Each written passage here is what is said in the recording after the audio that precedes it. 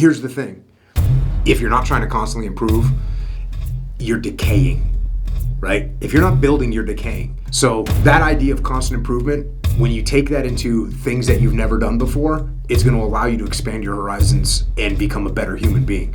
And that's one thing that I find interesting about like Khalipa. Obviously, he's got an area of fitness that he excels in. And it's pretty broad. It includes a bunch of different lifting, it includes strength, it includes endurance, it includes mobility. And he's got a lot to try and get a grip on there. But for him, that's not good enough.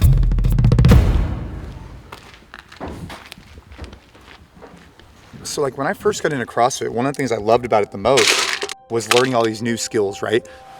Good. All right, so what we're gonna work on today, right, is the kipping pull-up. You'd learn all kinds of stuff.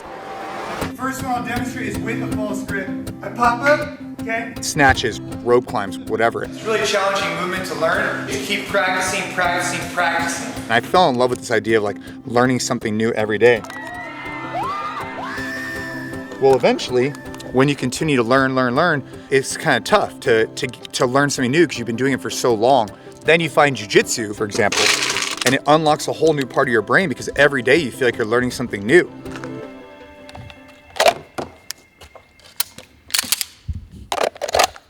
I'd say the last year I got kind of interested in the tactical games, which was a combination of CrossFit and fitness and firearms. Welcome to the tactical games. My goal is to do a tactical games this year, for sure. It's so highly technical. It requires so much eye-hand coordination, skill, and accuracy. I'm gonna set up a target. We're gonna do some drills. I think it's just a mindset that I have. If I'm gonna do something, I wanna be as good as I can at it, right? When it comes to shooting, from a skill set perspective, I wanna continue to grow and learn as many skills as I can until forever, right? But if I'm gonna do it, I wanna try and do it right. My goal is to train for the tactical games, and so as a part of that, we come out here and we're intentional in what we're trying to accomplish. Like, hey, today we're trying to do 10-yard shots with this many rounds, and we're trying to make sure the red dot was sighted incorrectly. And I think that's important, you know, to come out with an intention and not just like mess around. Mess around is probably not the right term, but come out with an intention to learn. Shuttle, burpee, shoot. Yeah, 3 rounds. 5 shots. Let's see how long this takes. One of the things that I think the range teaches you is how can you get your heart rate jacked and then be in a stressful experience and be able to act composed.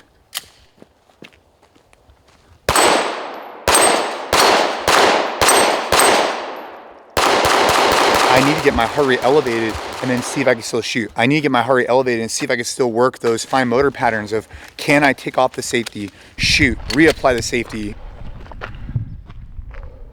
How can I elevate my heart rate and still think clearly and still perform is really what we're trying to do out here.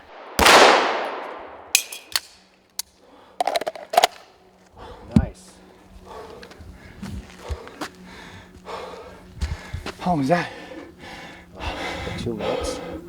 And what's interesting about, you guys have probably noticed this too, is like, bro, if you could get a jiu-jitsu instructor, you could probably learn jiu-jitsu on your own somehow, but if you get an instructor, you're gonna get that much better, that much faster. So I've been very blessed to have great coaches in my life for many things that I wanna get interested in, including shooting. That was a lot closer, I could see it. Having people teach you about safety, having people teach you about sight picture and things you're looking for. You guys seek out experts to get better at something. Everything would be in the A zone. You're good, that was solid. No misses. That was fun.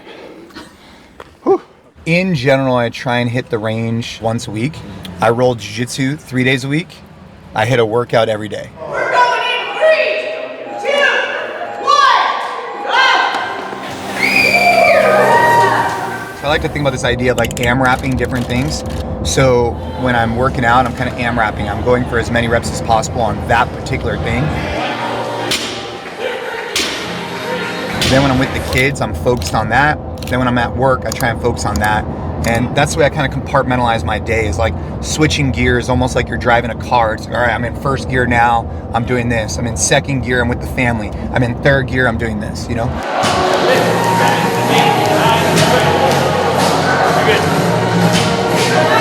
You have to be present and focused, otherwise you're not going to reach your potential in those particular areas. And like earlier on in my career, I was just really bad at that, man, because I was trying to win the CrossFit Games and also try and grow a global company. And I'd find myself like being a lot of times 1 foot in, 1 foot out.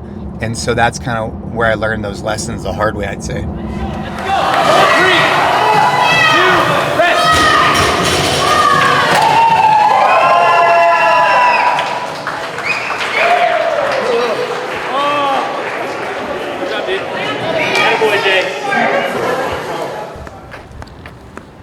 Dude, I like that actually. Dude, when I'm in there listening to coach, I'm just thinking like, dude, what can I absorb right now? What can I steal from you that's going to improve my game and improve me as a human being, right? So the arm, step over, fall back, seat down. And I've been that way since I was competing in the CrossFit Games. I travel around the world and try and meet with the best coaches. But now with jiu-jitsu, it's like, okay, I'm listening. All right, okay, and then I ask questions and I listen and I ask questions. You're gonna be there. So you're yeah. So this foot ends up right here next to me. So when you let go, this one you start framing to, because if you don't let go my leg, I'm not able to. Now I go. Like selfishly, I want to be the most capable, fit person I could be. But I have to ask questions. I have to learn if I ever want to get to that level. When I'm here, I need to go right away. So but then if you kept that, right?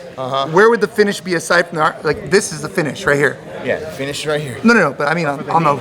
For the knee, I need to go all the way over right here, right? See, okay.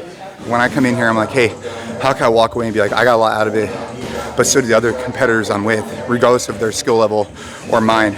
I'll go bottom after that. Maybe you roll with someone that you have more experience in.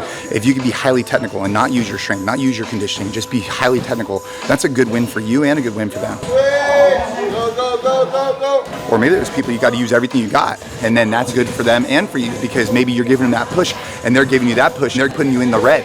You just got to think like, hey, what impact can I make on the people around me? And as a byproduct, they're going to make a huge impact on me. So that's what I think about. And the idea is, man, I just want to look back 10, 20 years from now and be like, I did the best I could to reach my potential in all different areas, husband, father, and as an athlete. But then at the end of the day, when I'm 60, 70 years old, I look back at all the skills I've accumulated over my life.